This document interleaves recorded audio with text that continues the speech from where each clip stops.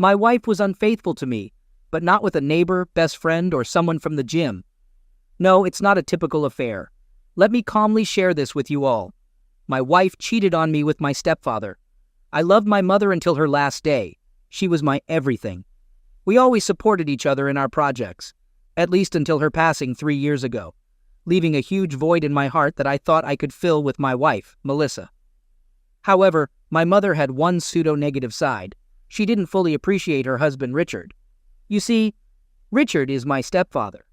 They married about 10 years ago, and I must admit he wasn't a bad father figure. He taught me how to drive and calculate taxes. I start with the positive to ease into the next revelation. Melissa's behavior became a bit strange.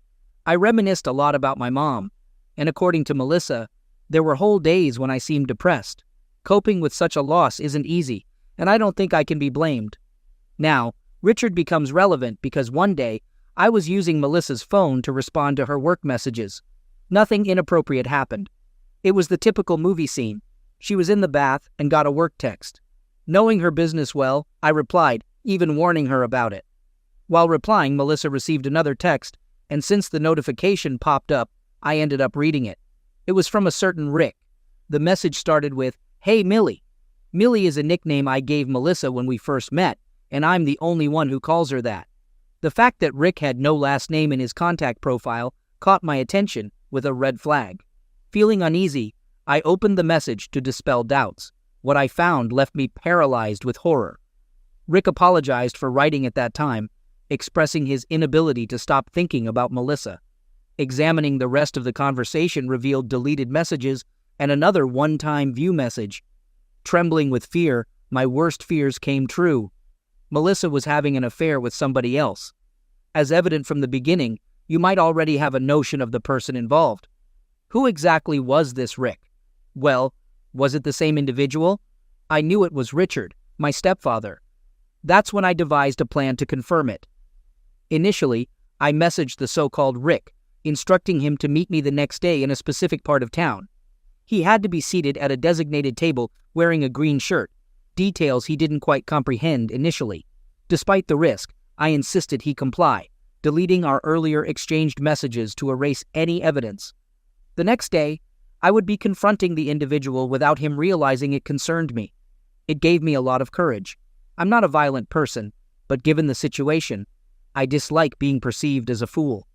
The next day, armed with my best arguments, I positioned myself in a public place to confront the scoundrel making advances at my wife. However, the plan backfired when I arrived at the designated spot, only to find a person in a green shirt. That's right, you guessed it. It was Richard. He looked somewhat uneasy, perhaps aware that his actions were wrong, but seemingly indifferent from the start. I decided to play with the situation a bit. I encountered him on the street, asking what he was doing there. I attempted to keep him from noticing, but he seemed to be sweating excessively. He mentioned waiting for somebody, but provided no further details, and swiftly left the place, possibly fearing a confrontation. I swear I don't know how I restrained the urge to confront him physically. I recognize the need to keep a cool head in such scenarios, and although I don't want to think the worst, at least, well, I did go home with an uneasy conscience. That night, I questioned Melissa about her relationship with Richard, and she immediately grew uncomfortable and defensive. She avoided my questions and told me she did not understand what I was even talking about. Well, I told her right off the bat that I had been suspecting things like that.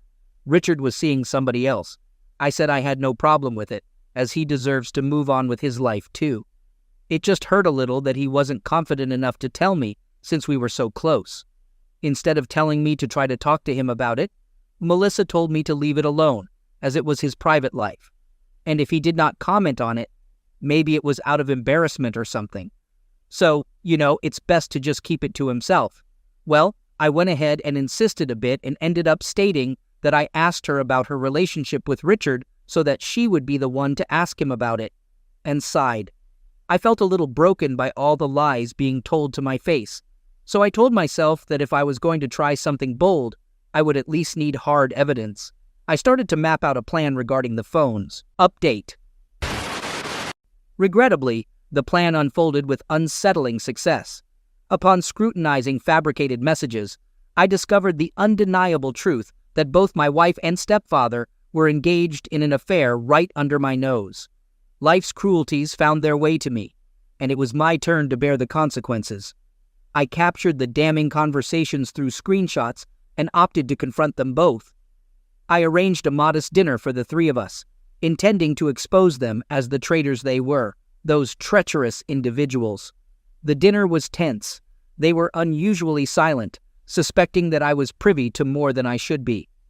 After dessert, I initiated the conversation, asserting, "Well, I think it's time we talked. Let's address this big old elephant in the room."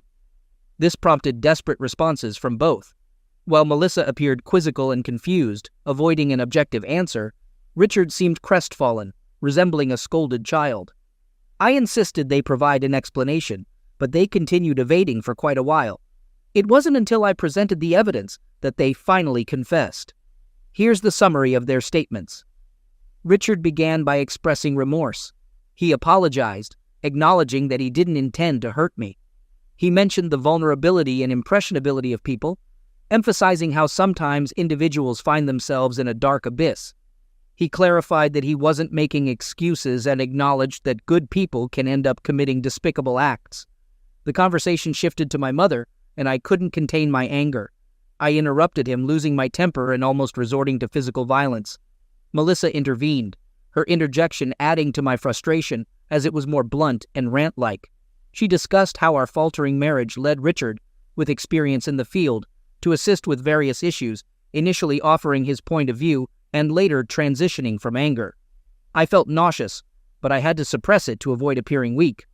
They attempted to justify their infidelity and claimed they would make amends, as if such damage could be repaired.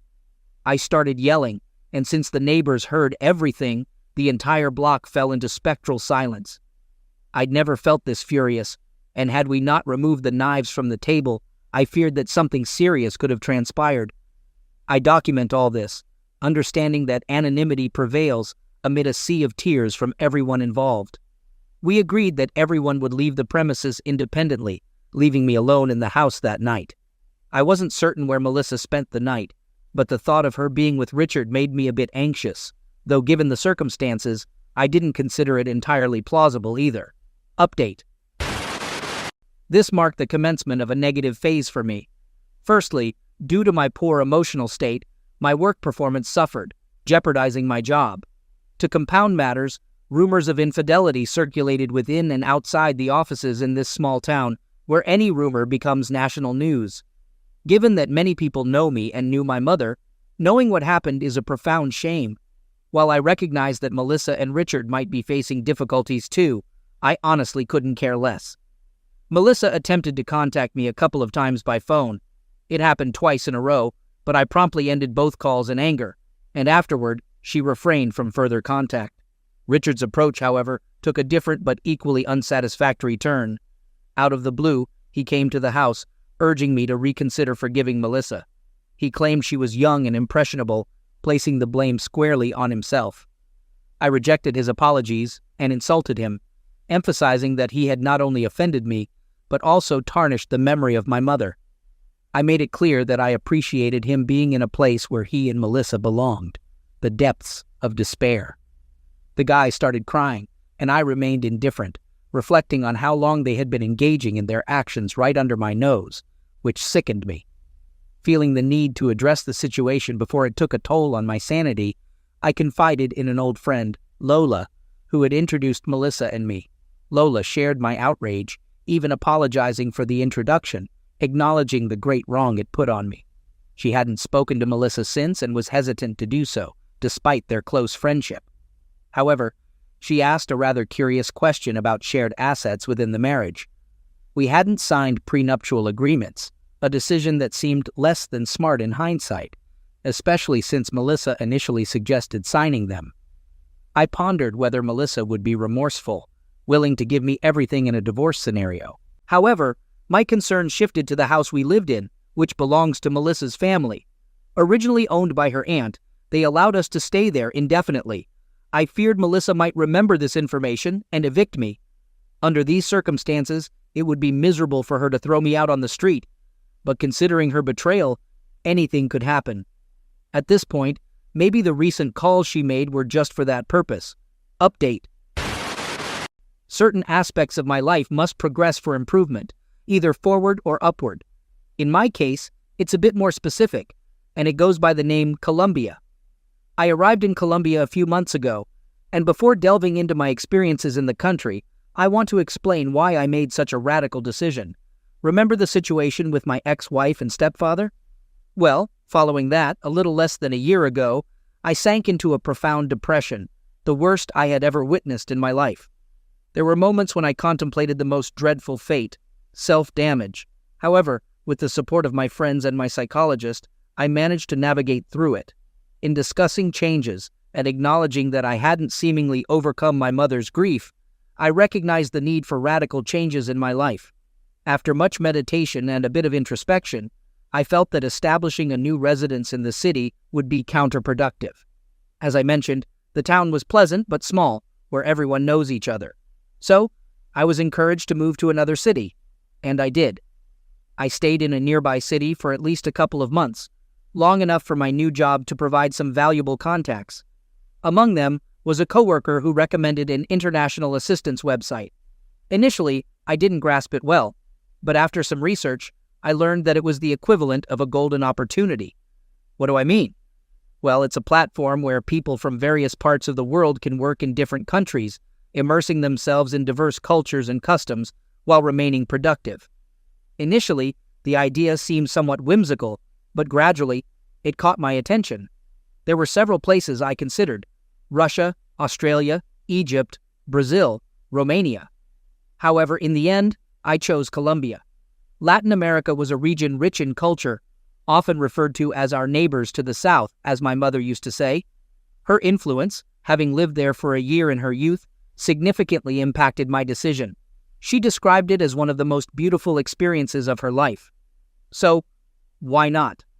Alongside my job in the new city, I secured an online position that allowed me to work more flexibly from anywhere. I might as well keep working as long as I have a laptop and an internet connection. Consequently, I decided to take a significant leap and make the necessary arrangements to move to Colombia. To afford it, I sold many of my belongings and rid myself of almost everything from my marriage. Everything that belonged to me from that chapter in my life was able to leave through the metaphorical big door.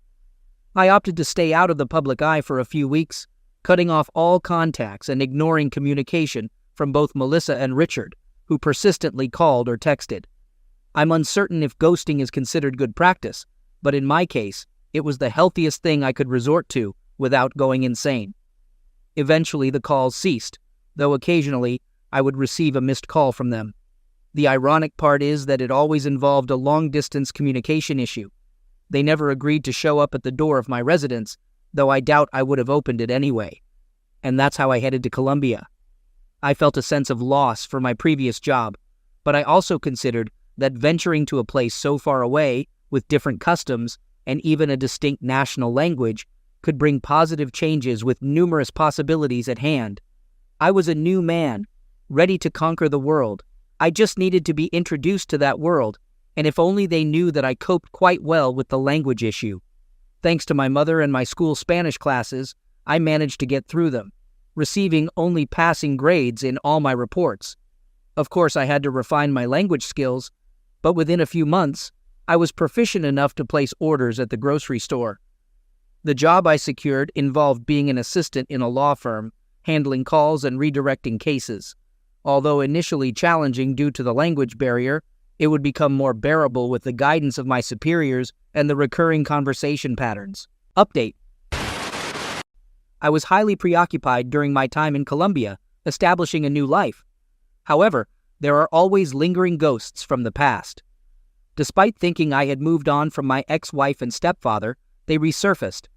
Interestingly, an old friend informed me that Melissa, currently entangled in several economic conflicts, is spreading rumors that her husband abandoned her penniless abroad, living a luxurious life without fulfilling her rightful support. Contrary to her claims, we never finalized the divorce. Legally, we remain connected. She asserts I ignore her calls, portraying her destitution as the result of her supposedly wicked husband. In reality, I had nothing to do with her departure, before she caused herself more damage. Surprisingly, she has embraced a more radical religious path, becoming evangelical or something similar. From what I understand, she's one of those religious individuals who criticize others while believing they're saints despite their past transgressions. She's just one of those people who believe repentance absolves them of past misdeeds, and goes further, pretending to humiliate me for her wrongs and my personal growth. What does she even get to pretend? That I should take care of her and provide everything she needs after all the damage she's done? I'm sorry, but I'm not that naive.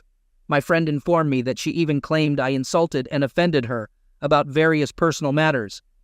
My friends countered by telling others that Melissa is fabricating lies to tarnish my reputation for something she did.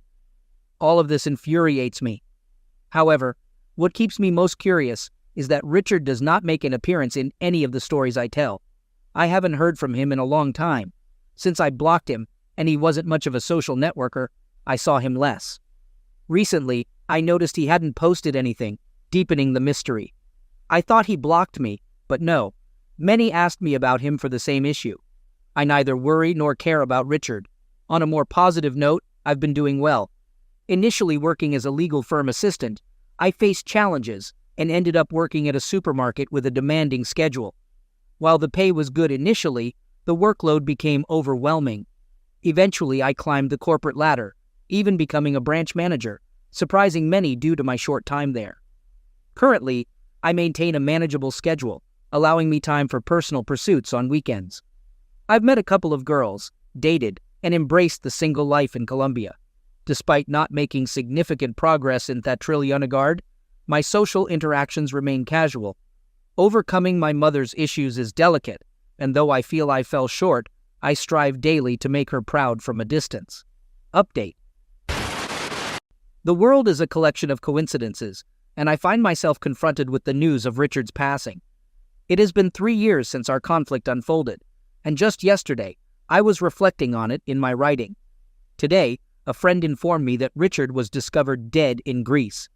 Apparently, he embarked on a personal journey, having relocated to the area long ago, adopting a lifestyle akin to mine and dedicating himself to the sea. I won't pass judgment because, as I mentioned, he followed a path similar to mine. However, I can't help but find it somewhat amusing. I acknowledge that, post-conflict, he severed ties with Melissa, leaving her abandoned as well. Rumors are circulating that Melissa is not only unfaithful, but also actively sabotaging the lives of men she's involved with, predicting that anyone connected to her will end up out of the country. From a certain perspective, it sounds almost comical, but that's not the focal point now. Yes, Richard has passed away, and his burial is scheduled for tomorrow. Some of his family members express a desire for me to attend, but they don't fully grasp my decision if I choose not to. They know me quite well, understanding it's not my place. Despite his significant faults, he was a regular person like any of us. While I don't forgive him for his actions, I can't regard everything as settled with his departure from this world.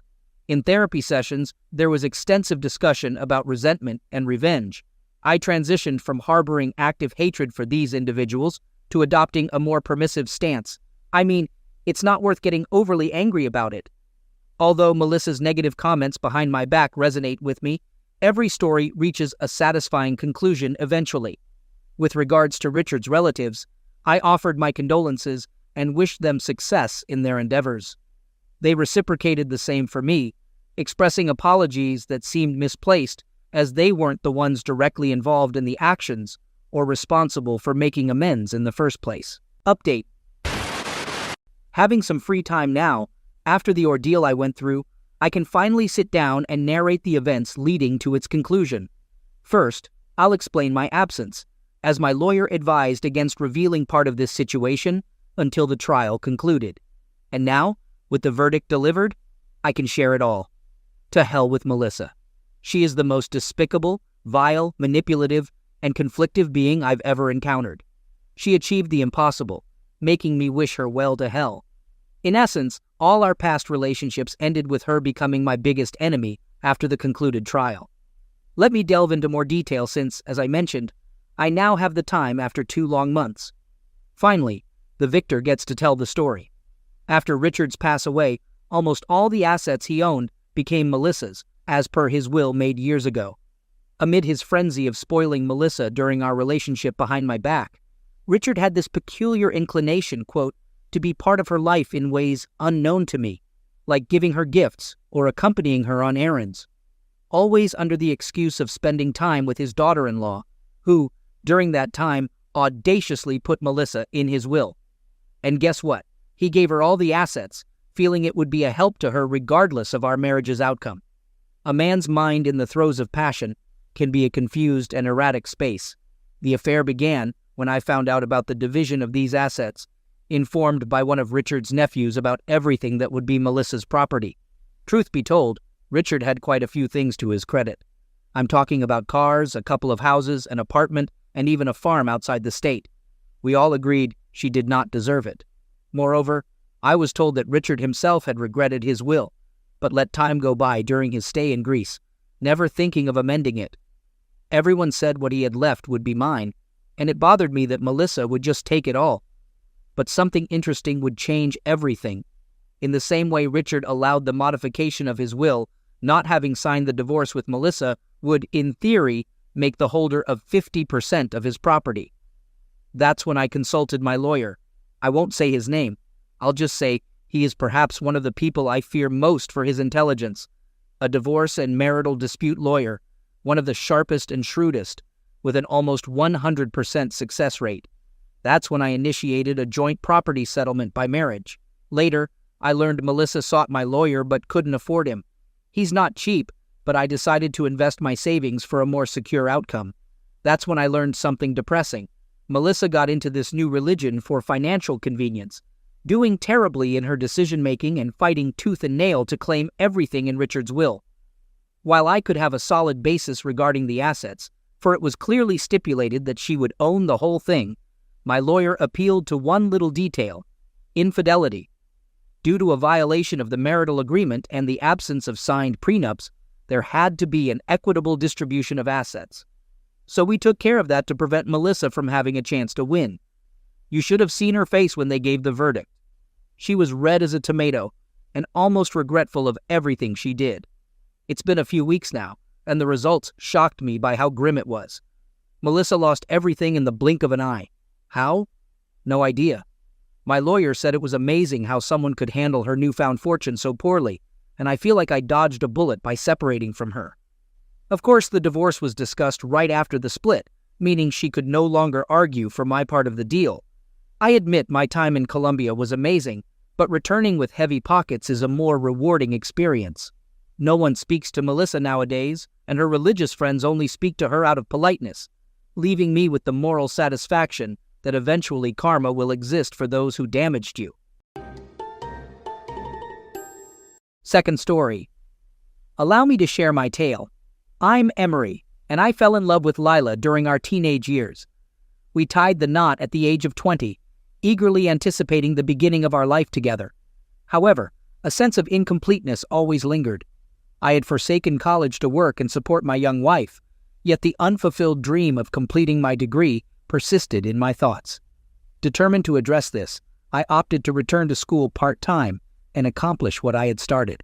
The joy of discovering we were expecting a child added a new dimension to our lives. With impending parenthood, the pressure to complete my degree intensified. I aspired to provide the best possible future for our family. Max, our son, entered the world just as I commenced my final year of college. The schedule was demanding, working as a store stocker from 3 a.m. to 7 a.m., followed by a full-time administrative job at the police department from 8 a.m. to 5 p.m. Tuesdays involved classes from 5:30 p.m. to 10 p.m., and Saturdays from 8 a.m. to 2 p.m. It was challenging, but I remained resolute to make it succeed. Lila, employed as a nurse's aide at a local hospital, worked from 8 a.m. to 3 p.m. Fortunately, my mother lived a mere 10-minute drive away from our jobs and school, ensuring that Max was in good hands. Though a strenuous period, we provided unwavering support to each other throughout. Update. Over the preceding weekend, Lila and I clashed intensely. She was dissatisfied that I refused to take a break from studying to spend time with her and our son. Ongoing criticism of my work and school commitments had strained our relationship. We hadn't been in bed for 2 months, and on this specific Monday evening, tensions reached a breaking point. Amid fact-checking a research paper I completed over the weekend, due the following Tuesday evening, Lila provoked fights and created a scene. Frustrated, I told her to shut up and quit acting like a child. Her unexpected response stunned me. Looking me in the eye, she declared, "I hate you, and I'm in love with someone else." In complete shock, we argued for hours until Lila finally admitted the truth. She had been emotionally involved with a janitor at the hospital where she worked as a nurse's aide. Unbelievably, what began innocently with compliments and lunch dates in the cafeteria escalated quickly. She was bad-mouthing me and even kissing this guy behind my back. This revelation shattered me. My world crumbled, and I couldn't comprehend how the woman I loved betrayed me in such a way. I felt like my entire life was a lie. Deciding to leave, I returned to the living room with my suitcase, walked past her without a word. Despite her taunts and questions like, "Running back to mommy?" I set the suitcase in the driveway, went back inside, and fetched her purse. Holding it out to her, I instructed her to leave. Stunned, she refused. So I gently picked her up, threw her over my shoulder, and carried her outside to the hood of the car. She was too shocked to resist as I went back inside, locked the door, and held the deadbolt firmly. Despite her attempts to re-enter, she eventually left to stay at her parents' place, informing them of our separation without revealing the real reason. That night felt endless, and I had to inform both my jobs of a family emergency, resulting in my absence the next day. Exhaustion overcame me, and I eventually drifted off to sleep. Update. I woke up at 7 this morning, my mind already consumed with thoughts of minimizing contact with Lila, my soon-to-be ex-wife. The situation between us had been escalating, and I knew I needed to act swiftly before things got messier. I called my mother to ask if she could watch our son for the day, but she sounded worried, questioning why the boy wasn't with us already. After dropping off my son at my mother's, I went directly to the office of a lawyer friend of my family, Mr. Douglas. Having known him well and trusted him since he went to school with my father, I explained the situation and asked for his help in filing for divorce as soon as possible. Mr. Douglas patiently listened and suggested I take some time to think it over, but I was resolute. I wanted to complete the divorce papers that day. He agreed to help, assuring they would be ready by day's end. I promised to pick them up and file them with the clerk's office myself. Leaving the office, a sense of relief washed over me. Finally, I was taking control of my life and making the decisions I needed to make. I knew the road ahead wouldn't be easy, but I was determined to see it through. I went to work, returned home, showered, and had breakfast with my son and sister. Later that day, Lila called, seeking arrangements to see our son. She was angry and confrontational, insisting on taking our son for the weekend.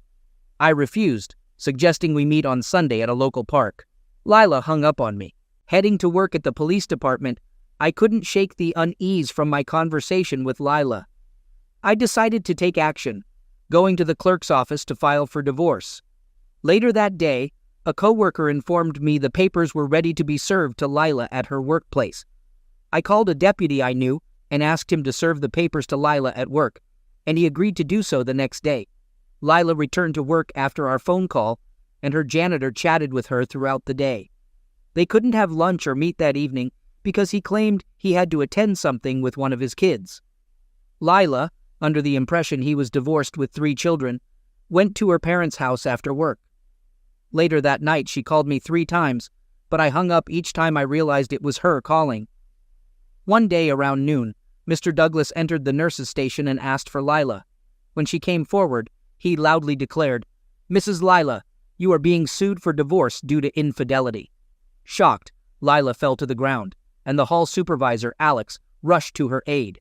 Lila was engulfed by a wave of shame and guilt as the gravity of her actions dawned on her. She understood that Emery would never forgive her, unable to fathom how she had allowed it all to unfold. Mr. Douglas lifted her into a chair, and despite Alex's attempts to calm her, it took a while for her to regain composure. My wife, nearing the end of her shift, received a call to meet the hospital administrator in her office, leaving her terrified, fearing her outburst had been reported. Upon entering the administrator's office, the door abruptly slammed shut, and she was promptly fired. Imagine the look on her face. Priceless! They instructed her not to return to the property. I guess she won't be mixing business with pleasure anymore, huh? To add to it, her final paycheck would be mailed to her. As it turned out, someone had witnessed the affair in the parking lot and reported it. The news of the divorce papers had circulated around the hospital, leading to the janitor being fired and escorted off the property an hour earlier. The scandal's news spread like wildfire within the hospital, leaving my wife feeling as if everyone knew. She left the hospital, heading straight to her parents' house, revealing only our separation without providing details. I sat at the dinner table with my son, savoring a tranquil evening at home. Reflecting on the day's events, I couldn't help but feel a sense of satisfaction. The deputy had informed me of my wife's infidelity and her subsequent firing from the hospital. I must admit, hearing about the janitor's termination was also quite satisfying, given his involvement in the scandal. Suddenly, there was a knock at the door, interrupting my thoughts. I got up to answer it, greeted by a heavily pregnant woman struggling to stand. She sought my wife Lila, but I informed her that Lila no longer lived with me. Confirming I was Lila's husband and had served her with divorce papers earlier that day, the woman, the janitor's wife, explained the hospital incident. Horrified by the details of my wife's affair and the undisclosed house, I wished I could have taken action against him. She asked me where Lila was, and I told her she was with her parents. After assuring me she only wanted to talk to Lila and reveal the truth, she asked for directions to Lila's parents' house. Before leaving, the woman also complimented me on my parenting skills, acknowledging me as a wonderful father to my son still at the table. Watching her leave, I couldn't help but feel a sense of sadness and betrayal. However, as a man, I knew I had to be strong for my son and move forward with the divorce. Update. It transpired that my wife, Lila, was entangled in a disturbing game orchestrated by the janitor and his associates. They maintained a tally, aiming to bed as many married women as possible within a mere 90 days. Lila became the janitor's third conquest, and shockingly, he engaged with a fourth woman on the same night he had an encounter with one of his children. I was repulsed and infuriated by what I had learned. The house mentioned was, in reality, a rented space where these men took the women they were involved with. When the janitor's wife discovered the truth, he returned home under the influence, tearfully confessing in an attempt to reconcile. Lila was astonished upon learning about it, and the janitor's wife confronted her, recounting how she witnessed me caring for our son alone because Lila was acting selfish and foolish. Lila lost control, breaking into tears, while the janitor's wife walked away, leaving her in a catatonic state. My in-laws checked on her after hearing the car depart. She was practically unresponsive. They brought her inside, contemplating whether to take her to the emergency room when she began to speak incoherently. My father-in-law suspected she might be on some form of stimulant. My father-in-law, a good man hurt by the entire situation, couldn't fathom his daughter cheating on her husband. Conversely, my mother-in-law, as always, placed blame on me for the entire ordeal. I couldn't tolerate my mother-in-law and was relieved to be free of her. It was a challenging circumstance, but as a man, I recognized the need to care for my son and move beyond this chaos. I experienced hurt and anger, yet I also felt a sense of relief in finally uncovering the truth. It marked the beginning of my journey to healing from the betrayal inflicted upon me. Update. Later that day, Lila's father called to update me, expressing concern that she remained unresponsive, neglecting personal care, and raising safety fears. Shockingly, he had the audacity to suggest I visit her. Seriously? I couldn't care less about her. After her betrayal, cheating, and shattering of my trust, I couldn't muster an ounce of sympathy. She created her problems, and now she can deal with them. Without a second thought, I rejected his plea. I had no interest in seeing her or getting entangled in her mess. Good riddance. I advised Lila's father to seek help for her and assured him that I'd permit her to see our son once she pulled herself together. It was a tough decision, but I recognized the need to prioritize my son's well-being over Lila's at that point. Hopefully, Lila would seek the necessary assistance, and we could eventually co-parent our son in a healthy manner. But for the time being, I needed to focus on moving forward and tending to my own mental and emotional health. While at work, Lila called, seeking a meeting to see our son. I probed her stability to ensure she wouldn't upset him, and she confirmed that she was stable. I agreed to meet her and her father at 9 a.m. in the park on Saturday, but I insisted my mother come along. I wasn't comfortable meeting Lila alone. Upon seeing her, I decided to limit their contact to 2 hours. She appeared disheveled, having lost a significant amount of weight and devoid of makeup. Instead, she smelled of ivory soap, devoid of the feminine scents I associated with her. Later, I discovered her mother had bathed and dressed her as she couldn't function properly. We continued park meetings for 3 weeks, extending the visits to 4 hours and including Sundays. Although she appeared to be improving each week, I remained concerned about her mental well-being, forbidding her from being alone with our son or keeping him overnight. My mother-in-law eventually grew tired of this arrangement and hired a lawyer to sue for custody. However, since Lila hadn't signed the divorce papers and I was fine waiting to file for divorce in 6 months, her custody lawsuit infuriated me, especially as she sought full custody. I had earlier informed her father of my willingness to eventually split custody 50-50, a notion rejected by her mother. In retaliation, I sought full custody on the grounds of mental incapacity. Update. Seated in the courtroom, my heart pounded in my chest. Across from me, Lila sat calmly, her lawyer by her side. It was challenging to believe that we were here, embroiled in a custody battle for our son. A year ago, we had been a happy family, or so I thought. But now, everything had changed. Lila's lawyer stood up, presenting her case to the judge. She spoke about how Lila was a loving mother, unjustly deprived of her parental rights. She argued that Lila had taken steps to enhance her mental health and was dedicated to our son's well-being. She requested the court to grant Lila full custody of our child. My lawyer rose to counter her arguments, informing the judge of my serious concerns about Lila's mental stability. He presented evidence suggesting she was still grappling with her condition and might not be fit for full-time care of our child. He asked the court to grant me full custody. The judge listened to both sides and then called for a recess to consider his decision. I left the courtroom, feeling overwhelmed and anxious. Leaning against the wall, attempting to calm myself, Lila's father approached. A source of support since the divorce, I was grateful for his presence. He expressed his concern about the situation and informed me that Lila was making progress with therapy and medication. Apparently, she was genuinely committed to getting better. Feeling uncertain, I admitted my dilemma, stating my desire for what's best for our son, while expressing a lack of trust in Lila's ability to care for him independently. Lila's father understood my concerns and suggested working out a joint custody arrangement so that our son could have both parents in his life. After a moment's consideration, I agreed to the idea. Returning to the courtroom, the judge granted joint custody to both Lila and me, with the condition that Lila continue her mental health treatment. Exiting the courtroom, a sense of relief washed over me. I knew it wouldn't be easy, but I was willing to try and make it work for the sake of my son. Looking up at the sky, I whispered a silent prayer, hoping that things would improve from this point onward. Update.